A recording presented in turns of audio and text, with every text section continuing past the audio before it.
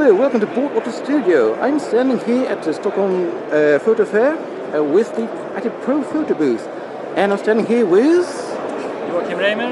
I'm an assistant for Andreas Lundberg, and we've been working recently with the Profoto D2. The Profoto D2. Now, we're going to put a disclaimer here. You are not a Profoto seller. You are just a technical assistant to the photographer who's currently sitting over there.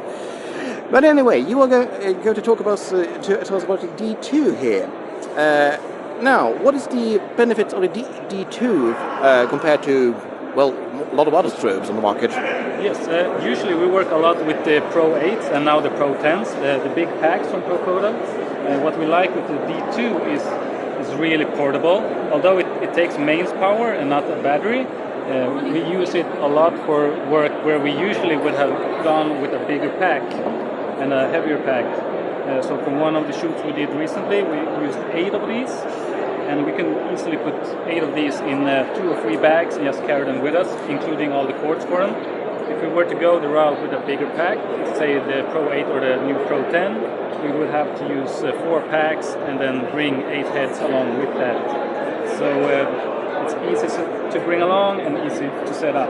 And I think the specs of it is really close to the pack and head version as well. So we don't feel that we have to make any cuts of to the performance lights. I think these run just as fast as the heavier and more expensive ones. So the same amount of power with a small amount of equipment, essentially. Yeah. It's a professional grade equipment, but now it's in a small monoblock housing, I would say. So a lot of people make comparisons with this and the D1. I think it's a more fair comparison to compare it to, let's say, the Pro 10s or the Pro 8s, because they are absolutely up there in terms of performance. And let's take a look at the back here. Just look at the lovely features here. Swedish design. What a simple, isn't it? Yeah, it's a really simple setup. Now we haven't had power to it, but just use this knob to turn around and use all the settings. And it's a real display, like with pixels and stuff. So it's easy to set up. You have sub menus if you need it. But the whole Profoto thing is that you don't need to use a lot of sub menus and stuff. Everything is really easy to adjust in just a few seconds. So there's no deep diving in the menu system. Yeah. This one has also TTL and high-speed sync. Yes. Exactly. Compared to a lot of other strobes on the market. Yeah, exactly. So you need the TTL remote for your camera brand. So now it's Canon, Nikon, and Sony, I believe, and it's really easy to set up once you get it running. And the main benefit for our work is that we don't use TTL a lot at all, but what we started doing is that we take the first shot with TTL, so we get the power roughly where we want it to be, but then we switch to manual mode, and then we go from there basically to just fine-tune it. Yeah. So we save a lot of time doing that. Yeah. I switched styles here because I also wanted to talk about the B1, isn't it? Yeah, exactly. B1. Yeah, this is this almost looks like the D2 here. But this is battery powered, and what other features does this have or doesn't have compared to this D2? Yeah, so this is very much the same as the D2 in terms of looks, obviously. It has the battery pack that comes off really easily.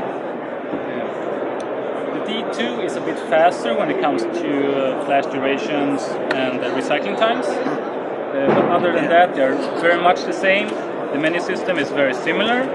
It has TTL and HSS just as the D2 has. So it's basically a battery-powered D2. If you say that.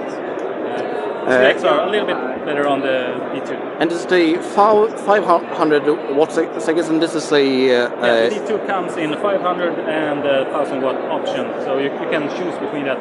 The B1 comes in 500. Yeah, okay. I also heard something about the batteries, that they could be a bit of a problem with those when traveling, isn't it? Yeah, there shouldn't be a problem traveling with these, but what you need to make sure is that you bring the papers along with it. So they are allowed to bring on the plane, so there's no trouble with that. But Profoto has on their website a paper that if you run into trouble when you're boarding a plane, then it's good to have those papers with you.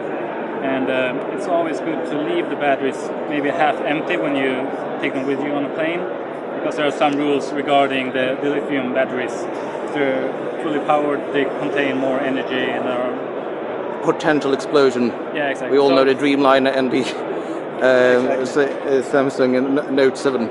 Exactly. So you can see why people are a bit scared of it, but there haven't been any problem whatsoever with these batteries today. They seem to have been well designed. Yeah, absolutely. Yeah. Well, thank you very much. Yeah, thank you. And please click like and subscribe if you'd like to see more. Bye.